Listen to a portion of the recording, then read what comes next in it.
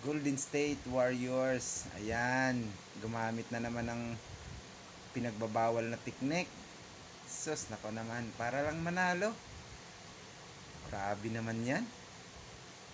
Kung gustong manalo, huwag na sana gumawa ng mga ganyang kalukuhan. Alam na kasi nilang malapit na mag-choke eh. Kaya, ayan. Kita naman natin lahat. Kinakabahan na lahat ng mga Warriors fans kanina eh. Wakaw na yung dibdib ng isa na ng lamang. Kinakabahan sila, lalo na yung nakapusta. Patay tayo dyan. Muntik ka na. Diba? Tapos yung ano, pasalamat sila kay Tito Jimmy Butler nila. Dahil grabe yung tawag ng ano, referee. Ilang free throw ba nagawa ni Butler. Kaya kay Stephen Curry dyan, magpasalamat ka kay Butler dahil dumating siya. Kung hindi dumating, puro konsi pa rin kayo. Buti nga dumating siya. Kung hindi yan dumating, nako, iwan ko na lang. Saang purok pa kayo pupulutin. Tsaka yung ano naman, yung mga fans ng Lakers, nako, umasa pa kayo.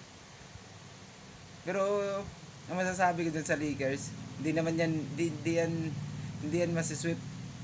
Pero alam ko first round exit lang yan, parehas lang yan sila ng Warriors, first round exit. Okay. First round exit lang, parehas lang yung dalawang yan. Puro naman mga baldog yan eh. Walang magagawa yan. First round lang yan. Lalo na si nako, si Lolo Brown kasi tamad na eh, matanda na eh. Tamad na gumalaw. Di na ganong gumagalaw sa kaya di kayang buhatin na ipapaluka yan. Saka si Ribs, mahirapan sila dyan. Kay Ant-Man, nako, Ant-Man pa, napaka shooter.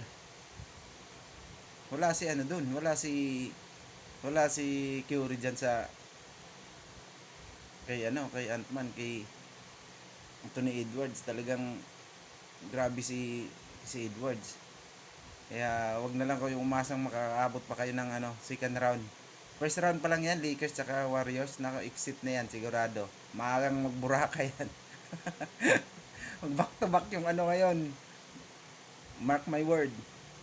Mag back to back yung Celtics ngayon, tingnan natin. Celtics lang talaga malakas ngayon. Ang kalaban ng Celtics, alam niyo kung sino?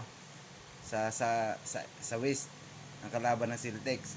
Ha? Hindi niyo alam. Ang kalaban ng Celtics ay Thunder. Tingnan nyo.